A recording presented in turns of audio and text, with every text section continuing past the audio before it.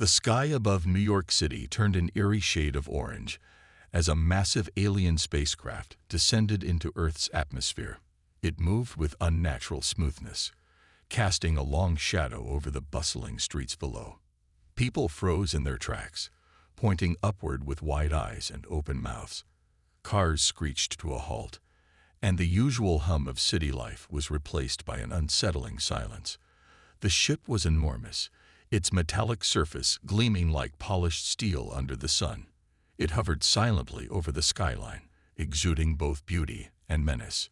Jake Harper stood on a rooftop near Times Square, holding his camera steady. As a journalist for a small online news outlet, he had spent years chasing stories that mattered. But this was something else entirely.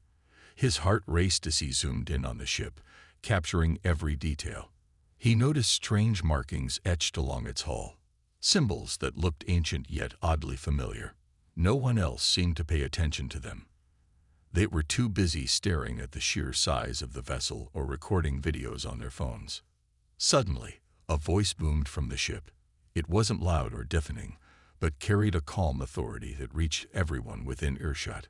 "We are here to negotiate," it said in perfect English. The words echoed through the streets, sending ripples of confusion and fear among the crowd. Negotiate. What did that even mean? Were these aliens friendly, or was this some kind of trick? Down below, General Rachel Monroe watched the scene unfold from inside a military command vehicle. Her sharp blue eyes scanned the horizon as she barked orders into her radio. Troops were already mobilizing, setting up barricades around key locations.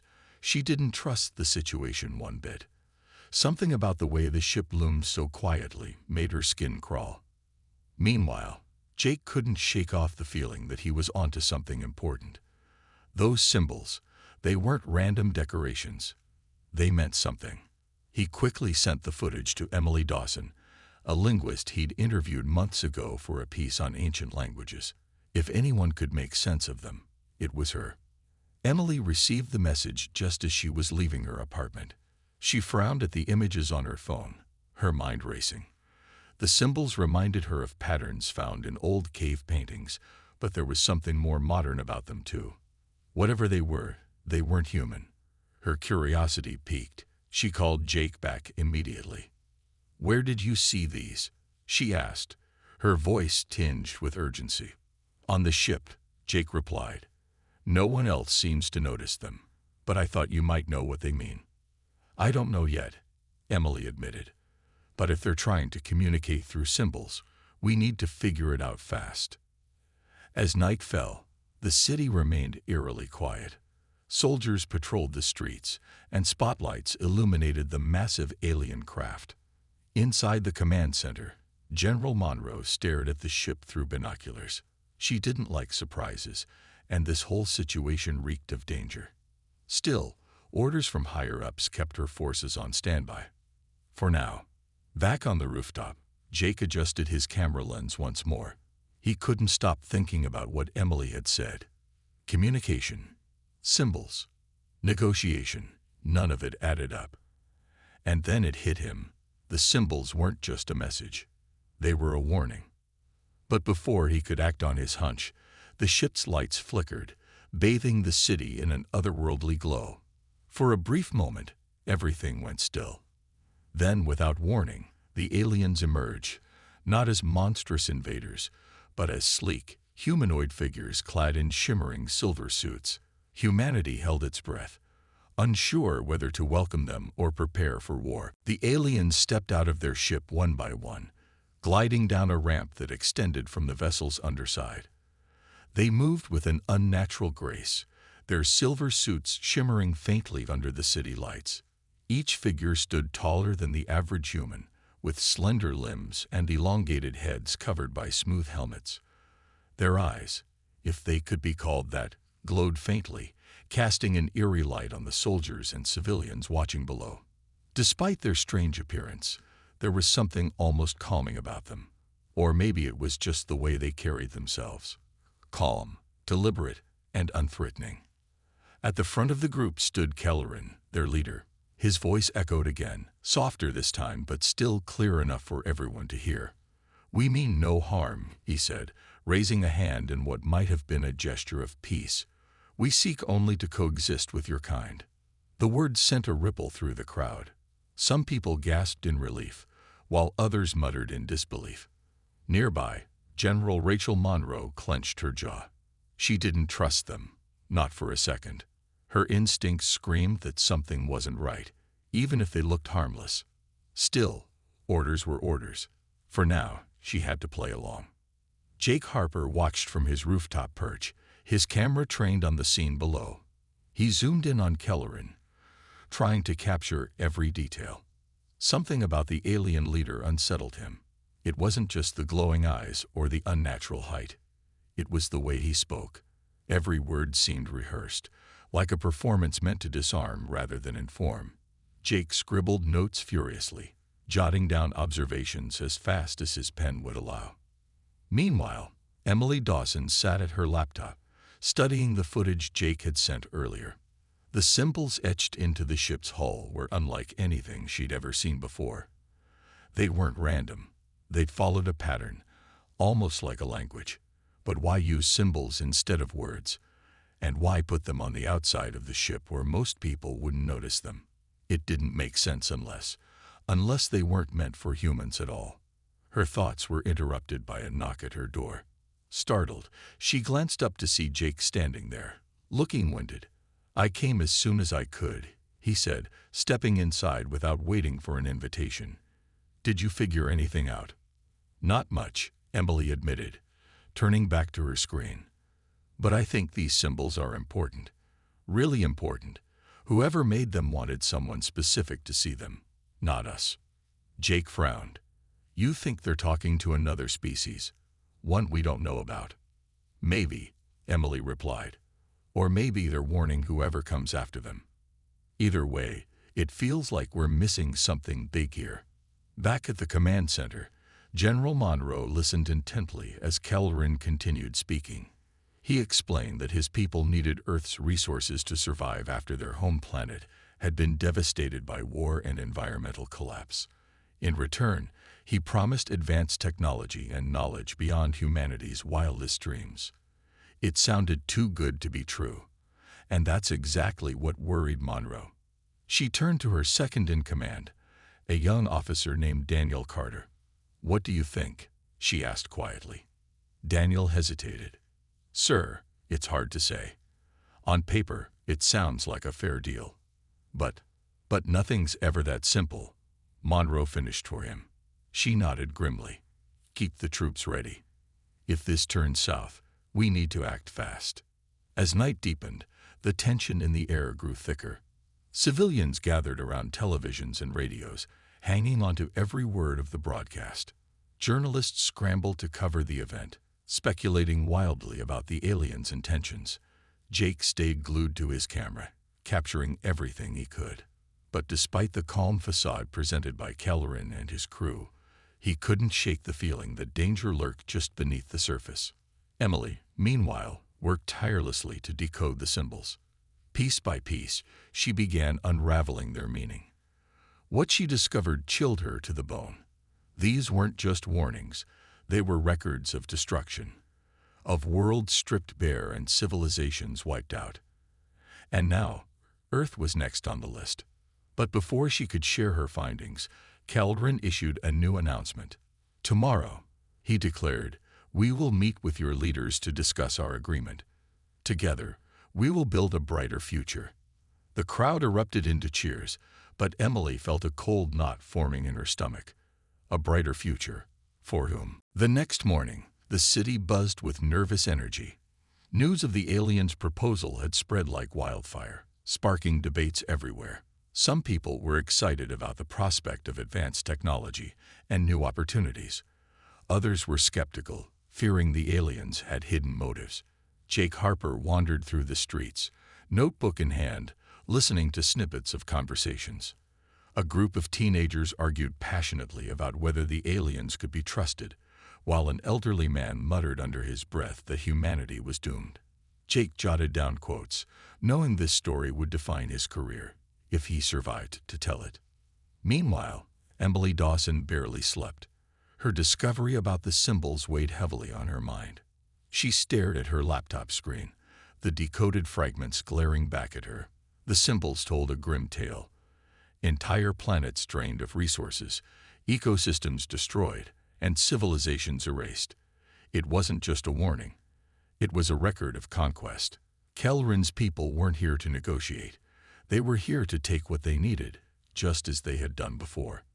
She picked up her phone and dialed Jake's number. He answered on the second ring. "Emily, what's wrong?" "I figured out what the symbols mean," she said, her voice trembling. "They're not friendly messages. They're records. Records of destruction." Jake froze. "You mean?" "They'd done this before," Emily interrupted. "To other planets. And now, they're here for us." Jake felt a chill run down his spine. "We need to tell someone. General Monroe. Maybe. She'll listen." "Maybe," Emily agreed, though doubt lingered in her voice. "But if we're wrong, we'll look like fools, or worse, enemies. We can't stay quiet," Jake insisted. "If there's even a chance you're right, we have to act." Reluctantly, Emily agreed. They decided to meet later that day to share their findings with General Monroe. But first, Jake had work to do. He headed back to the command center, hoping to catch the general alone. The streets were lined with military vehicles and barricades, a stark reminder of how tense the situation had become. Soldiers stood guard at every corner, their faces grim but determined. Inside the command center, General Rachel Monroe paced back and forth, deep in thought. She didn't trust the aliens, no matter how diplomatic they seemed. Their offer of advanced technology sounded too good to be true, and experience had taught her to be wary of such promises. When Jake arrived, looking anxious and out of breath, she raised an eyebrow. "What is it?" she asked sharply. "I think you should hear me out," Jake replied. "It's about the aliens. There's something you need to know." Monroe gestured for him to follow her into a private room. Once inside, Jake explained everything. About the symbols, Emily's decoding efforts, and what they might mean. To his relief, the general listened intently, her expression growing darker with each word. "If what you're saying is true," she said slowly, "then we're dealing with more than just visitors. We're dealing with predators." Before they could discuss further, an alarm blared through the command center. Someone shouted that the alien ship was emitting strange energy readings. Panic rippled through the room as technicians scrambled to analyze the data. Outside, the massive spacecraft began to hum faintly, its surface glowing with an ominous light. Monroe rushed back to the main area, barking orders to prepare for the worst. Jake followed, torn between staying safe and documenting the unfolding chaos. As he watched the ship pulse with energy, he couldn't help but wonder if Emily's warnings were coming true sooner than expected. Later that evening, Emily joined Jake and Monroe in a secure briefing room. She laid out her findings in detail, showing them diagrams and translations of the symbols. The evidence was damning. The aliens had left devastation in their wake wherever they went. Their negotiations were likely a smokescreen to buy time while they prepared to exploit Earth's resources. Monroe leaned back in her chair, her face unreadable. Finally, she spoke. "If we go public with this, it could cause mass panic. But if we don't, we risk walking blindly into a trap." "We can't wait any longer," Emily urged. "Every second gives them more time to plan." Monroe nodded grimly. "Then we act. Quietly, gather whoever you trust, and let's figure out how to stop them before it's too late." As the meeting ended, Jake glanced at Emily. Both knew the road ahead would be dangerous, but staying silent was no longer an option. The meeting with General Monroe left Jake Harper and Emily Dawson feeling a mix of determination and dread. They had uncovered the truth, or at least part of it, but now they faced the daunting task of proving it. The aliens, led by Kelrin, continued to project an image of peace, but Emily's decoded symbols painted a very different picture. If they couldn't act quickly, humanity might walk straight into a trap. General Monroe wasted no time. She assembled a small team of trusted officers and advisors, including Daniel Carter, her second-in-command. In a secure room deep within the command center, she laid out the situation. "We have reason to believe the aliens aren't here to negotiate," she said bluntly. "They're here to take what they need and leave us in ruins." Daniel frowned. "Do we have proof?" Emily stepped forward, holding up her laptop. "These symbols on their ship tell a story. It's not just one planet they've destroyed. It's dozens. Their pattern is clear. Arrive, drain resources, move on." The room fell silent as the weight of her words sank in. Monroe broke the silence. "We can't go public yet. Not without hard evidence. But we can prepare. I want eyes on that ship at all times. Monitor every movement, every signal. And find me something we can use against them." Jake listened intently, scribbling notes. He wanted to help, but he wasn't sure how. His skills as a journalist wouldn't do much against an alien invasion. Still, he stayed close to Emily, knowing she was the key to unraveling the mystery. Kelrin, meanwhile, kept pushing for the summit with Earth's leaders. He insisted it would be held aboard the alien ship, claiming it was the safest place for negotiations. World leaders hesitated, wary of stepping into unknown territory, but pressure mounted from those eager to accept the aliens' offer of advanced technology. In the end, the decision was made. A delegation would board the ship the following day.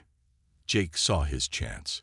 Using his credentials as a journalist, he managed to get himself added to the list of attendees. Emily tried to talk him out of it, fearing for his safety, but he wouldn't back down. "If this is a trap, someone needs to be there to document it," he argued. "Besides, maybe I'll see something no one else does." The morning of the summit arrived, and the atmosphere was tense. Delegates from around the world gathered near the base of the alien ship, escorted by military personnel.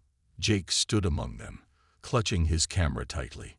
He glanced at Emily one last time before boarding the ramp that led inside the vessel. Her worried expression stayed with him as the doors closed behind him. Inside, the ship was unlike anything Jake had ever seen. The walls shimmered with faint light, and the air felt oddly warm. Kelrin greeted the delegation warmly, guiding them to a large chamber filled with sleek, futuristic furniture. As the discussions began, Jake wandered the edges of the room, snapping photos and observing everything. At first, nothing seemed unusual. The aliens were polite, answering questions calmly and offering vague promises of technological aid. But then something strange happened. One by one, the delegates began to change. Their expressions went blank, their movements stiff and robotic. Jake realized with growing horror that the aliens were controlling them, somehow manipulating their minds. He backed away, trying to stay unnoticed. His heart raced as he remembered Emily's warnings. This wasn't negotiation. It was domination. Desperate to escape, Jake spotted a narrow corridor leading away from the chamber. He slipped into it, hoping to find a way out, or at least gather evidence of what was happening. As he moved deeper into the ship, Jake stumbled upon a control room. Strange symbols glowed on the walls, similar to the ones Emily had decoded. In the center of the room was a massive console covered in blinking lights and holographic displays. Jake didn't understand most of it, but one thing was clear. The aliens were using some kind of central system to maintain control over their victims. His mind raced. If he could disable it, even temporarily, he might give humanity a fighting chance. But before he could act, footsteps echoed down the corridor. Jake ducked behind a console, holding his breath as two aliens entered the room. They spoke in low tones, their glowing eyes scanning the area. Jake knew he had to move fast. Whatever happened next, he couldn't let the aliens win. Not without a fight. Jake Harper's heart pounded as he crouched behind the console, his breath shallow and uneven. The two aliens moved closer, their glowing eyes scanning the room with an unsettling intensity. He could hear their low, melodic voices, though their words were incomprehensible. Every instinct told him to run. but he forced himself to stay still. If they caught him here, it would mean the end, not just for him, but for everyone on Earth. As the aliens passed by his hiding spot, Jake noticed something strange. One of them carried a small device that emitted a faint hum. It looked like a control unit, pulsing softly with light. His mind raced. Could this be part of the system controlling the delegates? He clenched his fists, trying to think of a way to act without getting caught. The moment the aliens turned their backs, Jake made his move. He grabbed a loose piece of equipment from the floor, a metal rod used for repairs, and hurled it across the room. The clang echoed loudly, startling the aliens. They spun around, heading toward the noise. Jake seized the opportunity and darted in the opposite direction, slipping into another corridor. He didn't have much time. The ship was vast and unfamiliar, its labyrinthine passages twisting in ways that made his head spin. But he remembered the glowing symbols etched into the walls. Emily had said they were important, warnings or instructions. Maybe they could guide him out. He followed the patterns, trusting his gut as he navigated deeper into the alien vessel. Eventually, he stumbled upon a large chamber filled with rows of what looked like pods. Inside each pod was a human figure, suspended in some kind of liquid. Their faces were eerily calm, almost peaceful.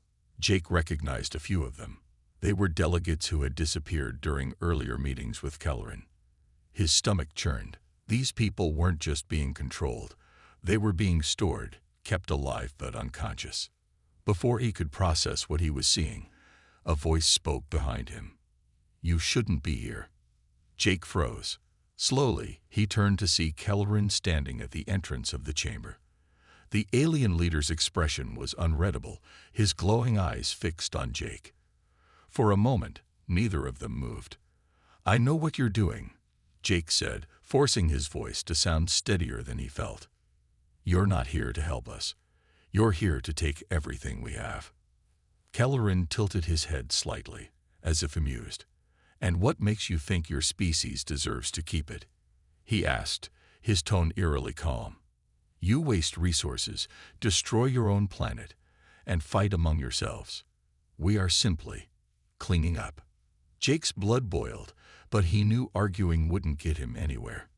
Instead, he glanced around the room, searching for anything he could use as a weapon or escape route. His eyes landed on a panel near the pods. It was blinking rapidly, connected to the same kind of control unit he'd seen earlier. "You won't win," Jake said, stalling for time. "Humans don't give up that easily." Kelleran stepped closer, raising a hand. Jake braced himself, expecting to feel the same mind-numbing force that had overtaken the delegates. But nothing happened. Confusion flickered across the alien leader's face. "Interesting," Kelleran murmured. "It seems you are resistant." Jake didn't wait to find out why. Seizing the moment, he lunged for the control panel and yanked it free. Sparks flew, and the pods began to power down. Alarms blared throughout the ship, red lights flashing wildly. Kelleran let out a sharp hiss, his calm demeanor cracking. "You've made a grave mistake," the alien snarled. Ignoring him, Jake sprinted toward the exit. The corridors were chaos now, alarms wailing and aliens rushing past in every direction. He followed the glowing symbols again, praying they would lead him out. Along the way, he spotted other humans, some dazed, others terrified, all waking up from whatever state the aliens had put them in. When Jake finally burst out of the ship, he was greeted by shouts and flashes of camera lights. Soldiers surrounded him, weapons drawn, as General Rachel Monroe pushed through the crowd. "What happened?" she demanded. "They're not here to negotiate," Jake panted, holding up the damaged control unit. "They're parasites. They control minds, and they're planning to take everything." Monroe's jaw tightened. She turned to her troops. "Lock this area down. Nobody gets in or out." As the military scrambled into action, Jake collapsed onto the ground, exhausted but relieved. He had done it. He had exposed the truth. But deep down, he knew the real fight was only beginning. The revelation spread like wildfire. Jake Harper's escape from the alien ship, combined with the damaged control unit he brought back, gave humanity undeniable proof of the aliens' true intentions. News outlets broadcast his story worldwide, showing footage of the mind-controlled delegates and the eerie pods inside the ship.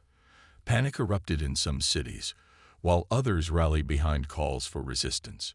General Rachel Monroe wasted no time turning Jake's evidence into a rallying cry for action. "We now know the truth," Monroe declared during an emergency press conference. "These beings are not here to help us. They are invaders, parasites who will stop at nothing to take what they want. But we will not let them win. Humanity has faced challenges before, and we will face this one together." Her words ignited a spark of defiance across the globe. Small groups of survivors began organizing themselves into resistance cells. Some were military personnel who had gone underground after being targeted by the aliens. Others were ordinary citizens driven to fight back. Among them was Sarah Mitchell, a former engineer who had lost her family in the early days of the invasion. Her knowledge of EMP technology became invaluable as the resistance searched for ways to disable the alien ship systems. Emily Dawson worked tirelessly alongside Jake, analyzing the control unit he had retrieved. The device was unlike anything Earth had ever seen, but Emily's expertise in ancient languages helped her decipher its basic functions. "It's a central hub," she explained to Jake one night as they pored over schematics. "If we can overload it, we might be able to disrupt their mind control abilities." Jake nodded, though his mind was elsewhere. He couldn't shake the image of Kelleran's glowing eyes, or the cold certainty in his voice when he called humans unworthy. "Do you think we stand a chance?" Jake asked quietly. "We have to," Emily replied firmly. "If we don't try, then everything we've uncovered means nothing." Meanwhile, General Monroe coordinated the resistance efforts from a hidden command center. She knew brute force alone wouldn't work. The aliens' technology was far superior. Instead, she focused on guerrilla tactics, targeting key outposts and supply lines the aliens had established around the world. Pilots trained to fly captured alien drones, while engineers like Sarah worked on retrofitting human weapons with alien tech scavenged from battlefields. The first major attack came sooner than expected. A group of rebels ambushed an alien outpost near Chicago, using EMP grenades to disable their defenses.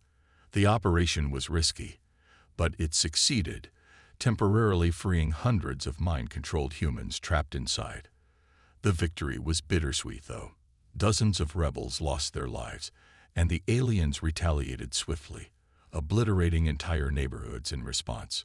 Back at the command center, tensions ran high. Reports poured in from other resistance cells, detailing similar successes and devastating losses. Cities fell under alien control one by one, their populations either enslaved or killed outright. Despite the grim news, hope remained alive among those still fighting. Sarah, in particular, refused to give up. "Every life matters," she told her team after a brutal skirmish.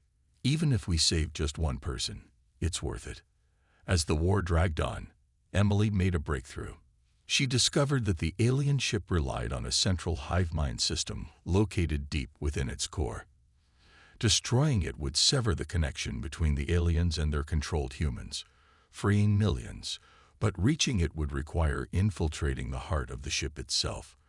When she shared her findings with Jake and General Monroe, the room fell silent. "I'll do it," Emily said finally, breaking the silence. "I'm the only one who understands how their systems work.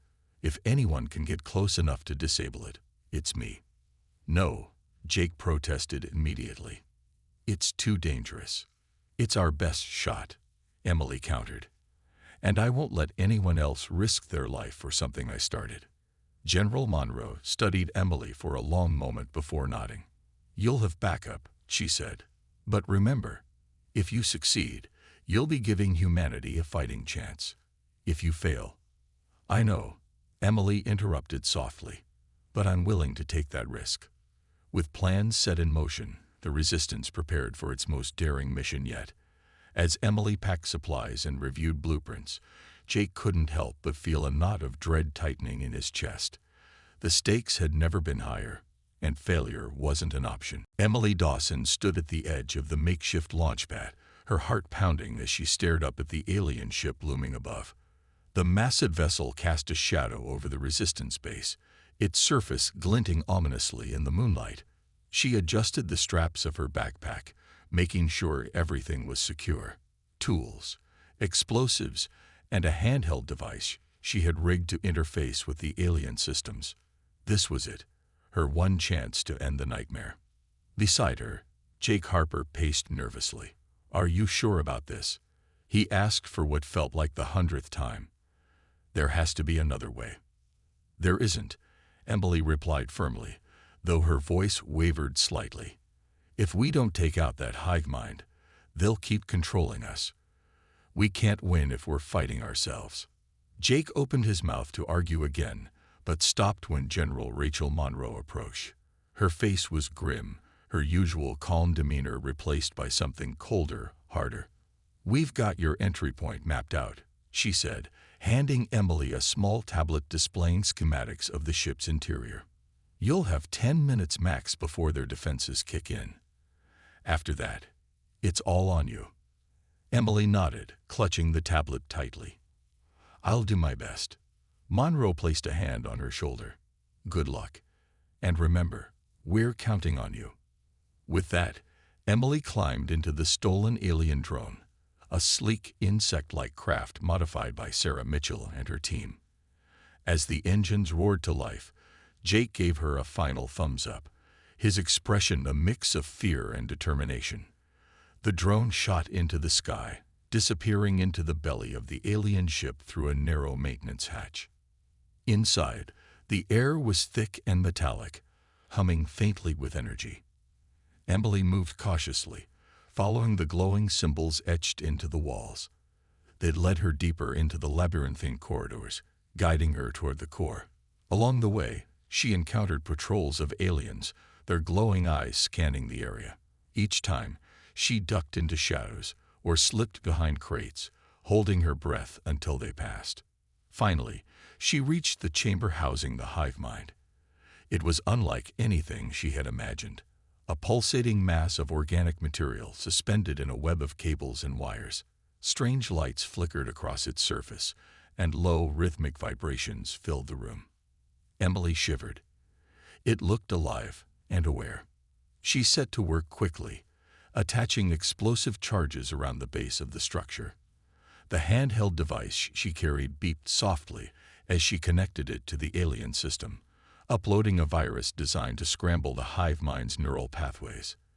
If everything went according to plan, the explosion would sever the physical connection, while the virus would disrupt any residual control. But just as she finished setting the charges, an alarm blared. Red lights flashed, bathing the room in an ominous glow. Emily cursed under her breath and grabbed her communicator. "They know I'm here," she whispered urgently. "Detonate the charges remotely once I'm clear. Don't wait for me." "Negative," came General Monroe's sharp reply. "We stick to the plan. Get out of there now." "I'm not leaving without finishing this," Emily snapped back, cutting off further argument. She armed the detonator manually, knowing she wouldn't have time to escape. Her mind raced as she worked, memories flashing before her eyes. Her childhood fascination with languages, late nights poring over ancient texts. The moment she realized the symbols on the alien ship spelled doom for humanity. As the footsteps of approaching aliens echoed down the corridor, Emily planted herself firmly in front of the hive mind. She activated the virus upload and braced herself. "For Earth," she muttered, pressing the trigger. The explosion rocked the ship, sending shockwaves rippling through its core. Outside, Jake and the others watched as parts of the vessel began to collapse, debris raining down like meteors. For a moment, no one spoke. Then, slowly, people started cheering. The hive mind was gone. But deep inside the crumbling ship, Emily stood amidst the chaos, her body battered but alive. She had done it. Humanity was free, but the cost weighed heavily on her soul. The alien ship groaned and shuddered as its core destabilized. chunks of metal and debris, falling to Earth like burning stars.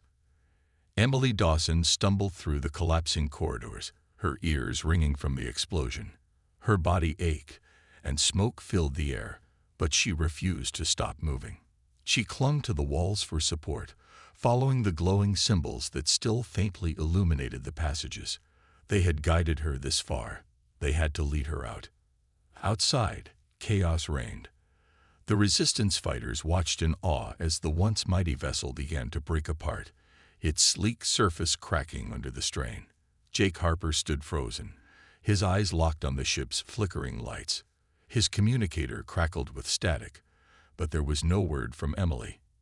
He clenched his fists, torn between hope and despair. Had she made it out, or had she sacrificed everything? General Rachel Monroe barked orders into her radio, coordinating evacuation efforts in case the ship crashed entirely. "Get those EMPs ready," she shouted to Sarah Mitchell, who nodded grimly and hurried off. Despite the destruction unfolding above them, Monroe knew the fight wasn't over yet. Even without the hive mind, the aliens were still dangerous, and they wouldn't give up easily. Inside the ship, Emily reached what she thought was an exit, a gaping hole where part of the hull had been torn away. Flames licked at the edges, and the wind whipped fiercely around her. She hesitated for only a moment before jumping, landing hard on the ground below. Pain shot through her legs, but adrenaline kept her going. She limped toward the Resistance base, coughing and covered in soot, her mind focused on one thing: survival. When she finally emerged from the shadows, staggering into view, Jake nearly dropped his camera. "Emily!" he yelled, running toward her. He caught her just as her knees buckled, lowering her gently to the ground. "You're alive," he breathed, his voice trembling with relief. "Barely," she rasped, managing a weak smile. "Did it work?" Jake nodded, tears streaming down his face. "It worked. You did it." Behind them, General Monroe approached, her expression softening as she looked at Emily. "You've given us a fighting chance," she said quietly, "but we're not done yet." As dawn broke, the Resistance regrouped. Freed humans wandered dazedly through the streets, their minds clearing after being released from the hive mind's control. Some cried in confusion, while others embraced loved ones they hadn't recognized in days or weeks. The victory was bittersweet. Entire cities lay in ruins, and millions had died during the invasion. But for the first time since the aliens' arrival, humanity dared to hope. Sarah Mitchell worked tirelessly alongside other engineers, salvaging alien technology and repurposing it for the Resistance's use. "We need weapons," she told her team. "Something powerful enough to take down whatever's left of their forces." Meanwhile, Emily rested in a makeshift medical tent, her injuries tended to by field medics. Jake stayed by her side, refusing to leave even when she insisted he get some rest. "I almost lost you," he admitted softly. "Don't ask me to leave now." Emily smiled faintly. "You didn't lose me. Not yet." As night fell, General Monroe called a meeting with her top advisors. "The hive mind is gone, but the aliens are still here. We've crippled their ability to control us, but they'll adapt. If we don't strike now, they'll rebuild, and next time, we might not be so lucky." "What's the plan?" Daniel Carter asked, leaning forward. Monroe's gaze hardened. "We hit them where it hurts. Their main ship may be falling apart, but they've got smaller vessels scattered across the globe. We take them out, one by one." The room erupted into murmurs of agreement. It wouldn't be easy, but they had momentum on their side. For the first time in weeks, the Resistance felt united, driven by a shared purpose. They would fight back, not just for themselves, but for everyone who had suffered under the aliens' rule. In the distance, the remains of the alien ship continued to crumble, its glow fading into the horizon. Humanity had won a crucial battle, but the war was far from over. The Resistance launched its final assault under the cover of darkness. Pilots climbed into stolen alien drones, their cockpits glowing with unfamiliar controls. Sarah Mitchell had worked tirelessly to modify the crafts, retrofitting them with EMP weapons and human-friendly interfaces. Among the pilots was Jake Harper, gripping the controls tightly despite his lack of experience. Beside him sat General Rachel Monroe, her face set in grim determination. "We only get one shot at this," Monroe said over the comms, her voice steady but urgent. "Stick to the plan. Hit hard. Hit fast." Below, ground forces prepared for their part of the operation. Armed with scavenged alien rifles and improvised explosives, they moved into position around key alien outposts. Emily Dawson joined them, her injuries healing but still aching. She carried a small device designed to disrupt any remaining alien tech, a precaution against surprises. As the first wave of drones soared into the sky, the aliens responded immediately. Smaller ships rose to meet them, sleek and deadly, their weapons firing bursts of energy that lit up the night. The battle erupted in an explosion of light and sound, shaking the ground beneath the feet of the resistance fighters below. Jake's drone shuddered as an alien blast narrowly missed its wing. His hands trembled on the controls, but he forced himself to focus. "Stay close," Monroe's voice crackled through his headset. He glanced at her ship, flying just ahead of him, and nodded even though she couldn't see him. On the ground, chaos unfolded. Soldiers clashed with alien forces, their movements frantic but purposeful. Emily darted between buildings, planting her disruptor devices near enemy equipment. Each time she activated one, a burst of static would ripple through the air, causing nearby alien weapons to sputter and fail. It wasn't much, but it gave the humans a fighting chance. Sarah Mitchell coordinated the effort from a hidden command post, her fingers flying across keyboards as she monitored the drone systems. "You're doing great, Jake," she said encouragingly when he successfully took down an alien ship. "Keep pushing forward." But the cost of the battle quickly became clear. One by one, resistance drones fell from the sky, their pilots either dead or captured. Ground forces suffered heavy losses too, overwhelmed by superior numbers. Despite their bravery, it seemed impossible to hold the line. Then something unexpected happened. A massive explosion rocked the largest alien outpost, sending a shockwave rippling across the battlefield. Shouts of surprise turned into cheers as the structure collapsed, taking dozens of alien soldiers with it. Emily looked up, shielding her eyes from the flames, and realized what had caused it. The charges she had planted earlier had finally detonated. The tide began to turn. With their main outpost destroyed, the aliens faltered, their coordination breaking down without the hive mind to guide them. Resistance fighters seized the opportunity, pressing their advantage with renewed vigor. In the air, Jake and Monroe led a daring charge toward the heart of the remaining alien fleet, their drones weaving through enemy fire. "This is it," Monroe said, her voice fierce. "For Earth." With a final push, the resistance destroyed the last of the alien ships. As the dust settled, silence descended over the battlefield. Survivors emerged cautiously, their faces streaked with dirt and exhaustion. Some wept openly. Others embraced in relief. Humanity had won, but at a terrible price. Jake landed his drone and stumbled out, his legs weak from adrenaline. He found Emily waiting for him, her face pale but smiling. "We did it," she whispered, pulling him into a tight hug. General Monroe surveyed the scene, her expression unreadable. The war was over, but the scars would remain, for years, perhaps forever. Still, she allowed herself a moment of quiet pride. Against all odds, humanity had fought back, and they had survived. In the weeks that followed, Earth began to heal, or at least try.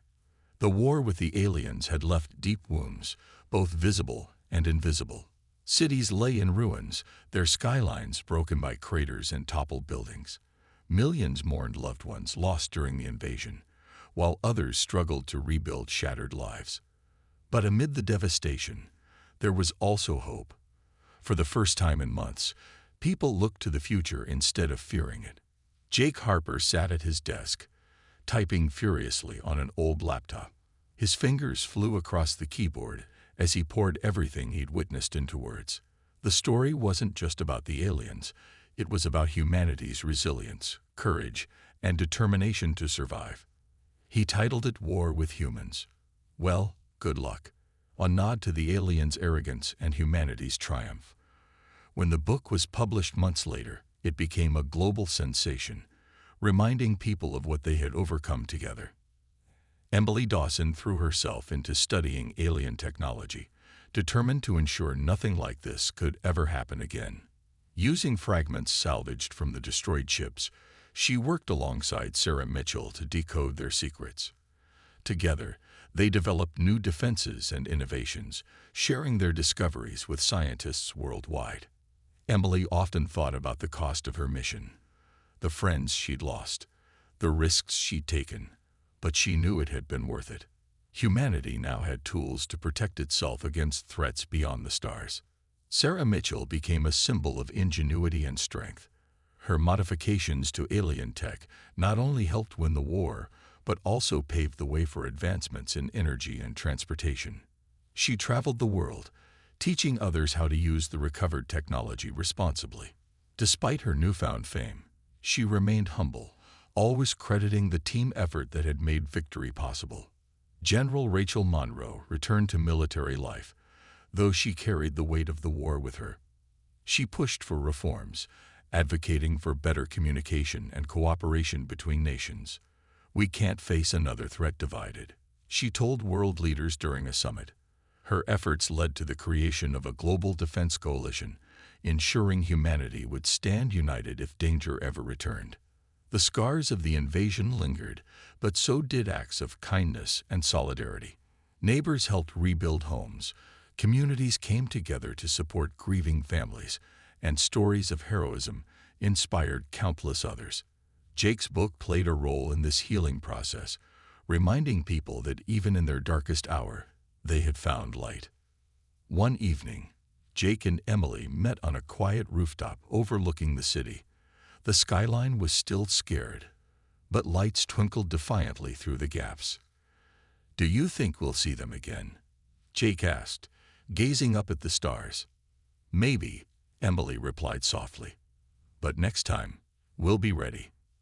They stood in silence for a moment, reflecting on all they had been through. The road ahead wouldn't be easy, but humanity had proven its strength. They had faced an enemy unlike any other and emerged victorious. As night fell, the stars seemed brighter than before, watching over a planet that refused to give up. Earth had survived its trial by fire, emerging stronger and more united. And though the universe held mysteries yet unseen, one thing was certain: humanity would never stop fighting. For its home, for its future, and for the chance to keep looking up at the stars with hope.